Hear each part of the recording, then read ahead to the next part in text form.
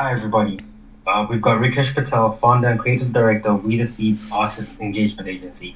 Would you like to introduce yourself? Yeah, thank you, Patrick. So my name is Rikesh Patel. I'm the founder and creative director of WeTheSeeds Arts Engagement Agency.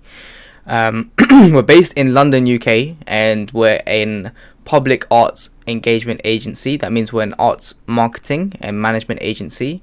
We have several services such as window art installation, which is the hand painting of window displays on the front of retail premises as a means to advertise. We have mural art installation, which is painting inside and outside, kind of like artwork for decor and for advertising. And then also we do public art campaigns as well that bring the community together and get people speaking positively about a place and essentially people. Um, but yeah, I've been running the agency about 2 years now. Um, that's pretty much a backstory. Yeah, no, interesting. So, if you don't mind sharing, what are your responsibilities as founder and creative director? Yeah, so as creative director, it's a bit of an interesting one. So, um, art is very subjective in the sense where there's many different ways to go about getting a piece of public art into the public realm. Um, so my job is to create that initial strategy to say, okay, it would be really impactful for the community if we did something like this. It would be really impactful for the organization, get people speaking positively about the organization. If you were to conduct a sort of campaign or installation design like this, or in a way in which that is structured, that will have the best effect for engagement. So that's kind of my job. I do mostly the strategy, getting the contractors together, the creative contractors. So if maybe we work with local artists, we work with young people, we work with some of our in-house team, we work with like social media people, we work with video editors. Maybe we're making a mural on the side of a building, but we haven't got planning permission, so we get a carpenter to like build some sort of like wooden frame onto it, which we paint and put the installation on that. Yeah, so it's my job of kind of like piecing all the people and pieces together of a campaign or installation, and really start to bring that campaign to life and micromanage different people and project manage the whole project from the top down. Yeah, okay, no, that's very interesting. That gives quite a good perspective or scope of what you do. So, what's a typical day like? A typical week? Because you Yeah. gave some examples there, and it seems like it's a project based, and projects aren't always like scheduled like that. Hmm. So, what's a typical day or week like? It's quite funny because every project is so different. Every day is so different. Like I would say myself, as a remote flexible agency where like it's basically myself working with a bunch of contractors who all come and go when the project's here or not here. So for me, I have some people making content that would help our social media stuff going throughout for our own agency, and then within the campaigns or the installations, we might have some contractors like come and go. So like, for me, like every day is kind of different. Every project is different. We work with different areas within London, UK. So it's like different members of the community. Maybe we have a African community somewhere, we have an Afghan community somewhere else, we have all these different types of people. It's like how can we create public art that is reflective of them and helps the general placemaking and shaping of that area. So yeah, an average week, like I would say, there's stuff that always happens with me. It's like marketing and management. That's we kind of like check in with our previous clients. We do like content creation. Like creating, getting the blog post written, getting more content out. I'm marketing our services as an agency. But like, let's say if we have a campaign going on, we're kind of fulfilling that campaign as well. So we're creating, maybe we're getting the designs of the window art installations together before they actually get painted. Maybe we're getting the approval with the business owners. Maybe we're making the initial contact with some members of the community or community groups. So yeah, every day is pretty much different. Like I said, it's kind of my job to like oversee these different parties and bring them all together. But yeah, every day Yeah, changes. Yeah, no, really, really dynamic. All right. Then, what do you like most about your work then? Since it encompasses so much, Hmm. what do you like the most? You know, I would Some say, of the things you like the most. yeah, sure. I'll give you a bit of a visual reference to our work. I'll show you a bit of our Instagram kind of feed, and this will kind of Okay. hopefully give you like a rough idea of the type of work that we do. So we just finished this one campaign. It's like a window art campaign, and the window art is hand painted onto the front of these businesses. And the whole idea is the community can go around to these 15 businesses and vote on their favorite design, and each of these designs are reflective of the business. So like you have one business which is like an eye shop, it's like a optician, sorry. So the design is kind of reflective of them and is like showcasing their products and services as well. This is like an Italian cafe, so we wanted to do something around Italy. It was Christmas time, so we wanted to do something a bit Christmassy. This is for a dessert lounge, but it's our job to So this work. is your really recent work. This Yes, is really this recent is this work. is very recent. This is literally we just finished this Okay. campaign here. We did some social Oh, media engagement. Vote for your favorite window, and we spoke to the business owners who are what we believe pillars of the community, because there's in the UK, I'm not sure about other places around the world. I can imagine it's probably the same, but the high street is slowly dying. But there's a unique personality behind these businesses, and there's passionate business owners who care a lot about the high street business. So it's kind of like our job to showcase each and every one of them through the window art, and also as people and characters themselves. So we wanted to get that out, get people talking about the business, engaging with the business, and the real passion behind We the Seeds is community, it's people, it's humanness. Most people think we're just an art agency, but we really are like it's more along the lines of like human psychology. Like, how can we create happier, healthier places that people can come and work and love, I love to be in, I love to be a and part of. this is what you particularly like about the type of work you do. Like Yes, this connecting with people and shining a light on certain pillars of society, as you've said. 100%. And I think I'll give you a rough idea. It's like, so this is like one of the kind of like leaflets we got from the campaign. Like, we helped brand this area. We created this branding around the logo and the colors, and create these illustrations, and this was to launch the campaign. And it's like creating an identity around these areas. The community can say, oh, you know what, I can really empathize with that. I remember, like, we had one of our window art installation projects. We had people come from the financial district, and they're walking, almost like robots down the high street, and then they see our artwork, and they double take, and it kind of really touches their heart, and it allows them to kind of step out of the bubble and create a positive talking point within the community. So yeah, it's that whole engagement, that human side of it. Hand painted art is something very human. It creates a heart to heart connection, and we love just meeting and speaking to people and kind of understanding what makes them happy. Oh, that's inspirational. Very inspirational. No, I'm gonna flip it the other way. What do you like the least? Because it seems like it's a lot of good things going on over there. Yeah.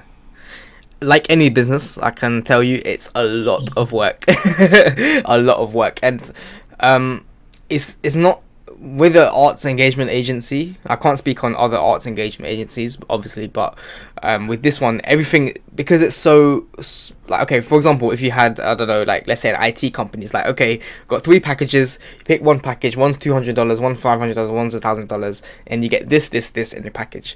With this business, it's not really like that. It's like almost like a tailored suit.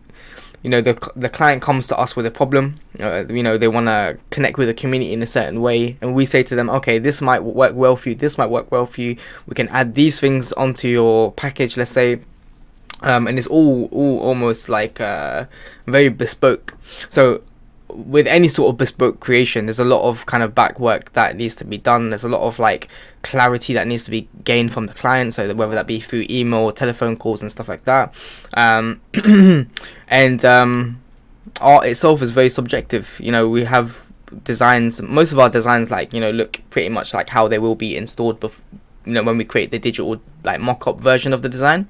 But at the end of the day, like, art is very subjective. So, some of our clients might say, we want a brighter color here, or we want to move this over here. And it's like, kind of everything that comes with that subjectiveness of art, if that makes sense, as well. But yeah, like, I think, Yeah. obviously we're all creative people here. We're all creative people at the agency. So most of my particular role, even though I'm very creative, is marketing and management and admin and stuff like this. So yeah, I would say that's probably one of the least things I like, because I love being creative. I love speaking to people. Sometimes we have a whole project that lasts about a year just in like speaking with the community and getting the designs together and voting on designs and stuff like that. And then we had the project installation, which was just 7 days. So imagine that, a whole year project just to get the project like to installation, which was just 7 days. 7 days. Yeah. So. Yeah. Yeah. Wow. Okay. Now, my next question is actually the kind of problems you deal with, and you mentioned just now, like you gave us a brief example of I'll call it the planning phase. You're in the planning phase for about a year, and then only to install within 7 days. So, like, what other kind of problems do you deal with? For us, we work with a lot of local authorities. So within London, so London's like this big chunk, let's say, and then within London there's different London boroughs. So there's 32 London boroughs in London. So imagine, I think maybe in Africa, maybe it's called districts. So we have different districts within London, and within those we work with the local government, or the local council, we call it, to kind of like get some of this stuff going. We also work privately, but just an example, we work with the council. Now the council works in their own time, so as you can imagine, you might have a project where like the community group, we do this stuff for the community group, and they're still waiting for funding, so we're waiting for the funding to come in, waiting for planning permission, we're just waiting for. We have to realize that it's not in our time, it's in how the infrastructure is being put in that particular area as well. So even though we might think, okay, we can actually design and install this within 10 days, like a lot of it is like due to time constraints. We might have also, let's say, if an area is being redeveloped, that development, maybe some some skyscrapers, tower blocks, or community villages being put in. This development is probably a 5-10 year project. So when it comes to arts engagement with the community and creating like installations and stuff like that, that's towards the end of the project. So sometimes we're trying to get in early so that we can say, look, we're here, this is what we do. But we need that cash flow to burn for the next 10 years, so we can get to that point, so we can say, okay, look, we're ready to work with you guys, and we hope you are too. So having to just balance some of these things, like how some of the things the go-aheads you need are outside of your control, so you need to balance your expectation and what's going on, and so okay, I think I understand. Exactly. So now, this sounds quite. This sounds like a very consuming role you're playing, because it's your personal business. So I can imagine there's a lot of responsibility. So how does this affect your general lifestyle?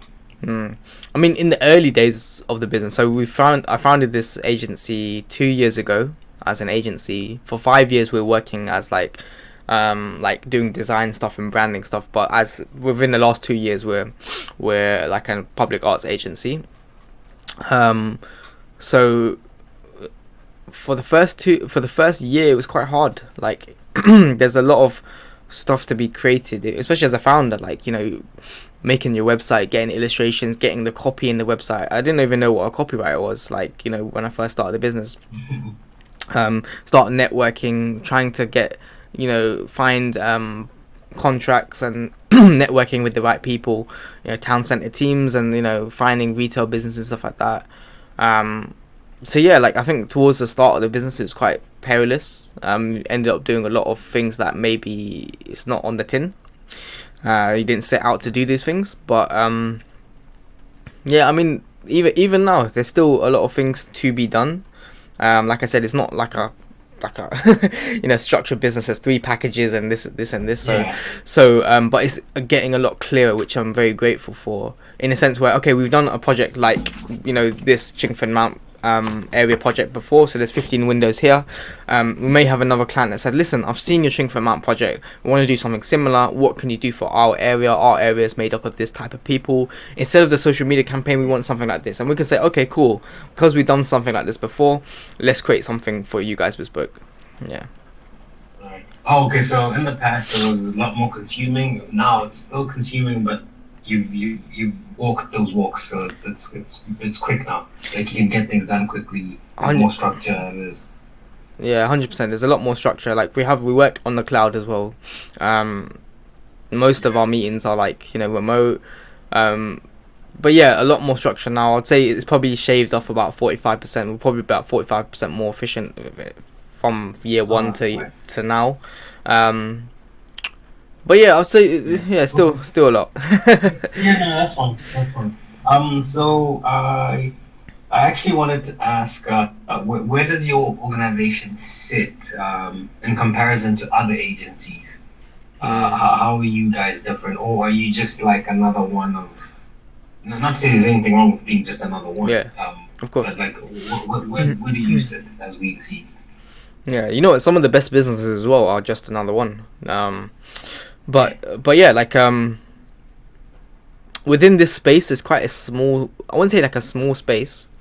There's a lot of studios and there's a lot of freelancers. So maybe in Africa, where you live, there's a lot of local freelancers, maybe doing pottery, mixed media, illustration and stuff like this.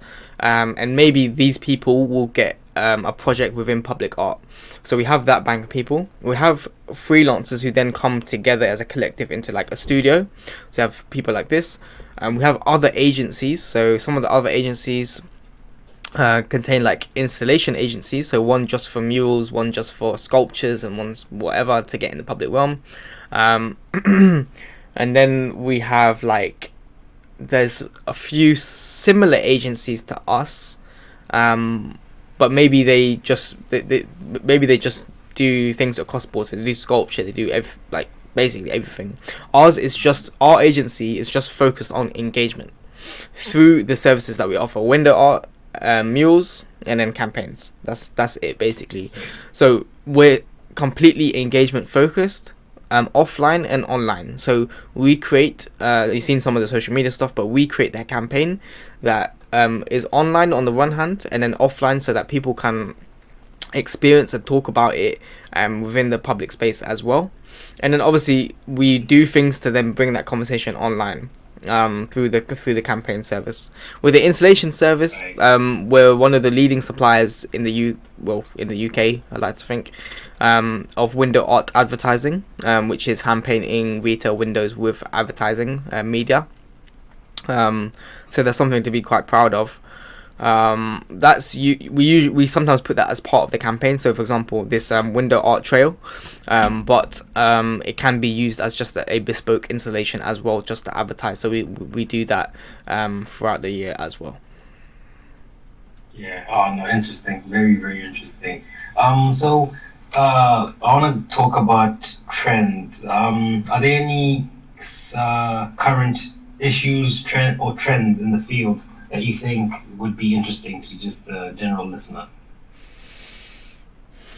Trends. Yeah. I mean, in a previous conversation you and I had, we brought up, I think it was like mini cities or something like that. So, and then I thought, and then the conversation we had actually made me think, hey, that could be a trend that maybe you could share with the guys we were going to have on here.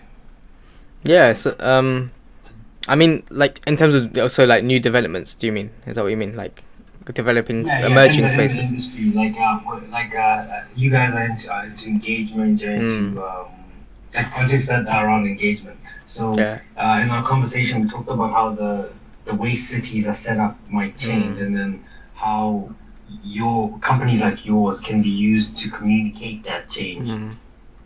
It's a really interesting, like yeah. That. I was thinking, Yeah, 100%. No, I understand. So, there's a European concept that they're trying to really start pushing in London called the 15-minute city. So within 15 minutes of your locality, you should be able to get everything that you need. And essentially not be using your vehicle as much, because everything is close by, is within cycling distance pretty much. So when we did the branding for Chingford Mount, which is in northeast London, we started mapping out heritage sites. So a heritage site might be like something like a church, or like a green space. It might be some sort of monument. And then this was all within this 15-minute city, which contained like a supermarket, butchers, a card shop, the like, let's say essential things, essential businesses. So this concept is really starting to roll out within the UK. I think in Oxford right now they're really starting to try this concept and really start pushing this concept. But for us, it's like, how can we kind of tap into new developments, and new concepts like this, to say, okay, cool, if you are putting this 15-minute city concept in, how can we create something that is more empathetic towards the community in terms of arts engagement? So it might be some form of campaign, might be some forms of installations on the high street, it might be a town centre brand, it might be a virtual heritage map, just to say, okay, or maybe some sort of virtual kind of like a business engagement map. So it's like, what kind of local things are happening in my local area, that type of thing.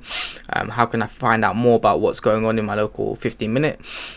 So yeah, these types of developments is quite interesting, kind of watching the space. And because obviously the corporate mind has its own mentality, and the authorities have their own mentality, and then we have our creative arts mentality. And it's like, how can we combine the arts with the corporate mentality to create something that is more empathetic for the modern human being? So yeah, I think development wise, they are kind of pushing this 15-minute city. So how can we kind of go in there and say, listen, okay, how can we dull the negative effects that come from 15-minute cities, with some form of human arts engagement campaigns or installations to create like happier places that people can dwell in.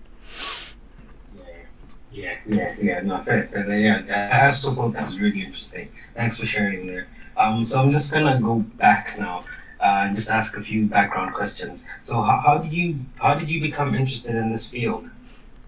Yeah, like I've always been pretty creative, but I think like through a circumstance of events, I went to UK university. So we went to UK university, and I studied visual communication, which was basically graphic design. Through design, I left university. I realized that UK university is, well, in the kindest terms, not what it says on the tin. It's very institutionalized, and obviously it's still very subjective as well. So I came out of university, I said to myself, listen, I just want to start a business. I want to do something, not work within the creative industry.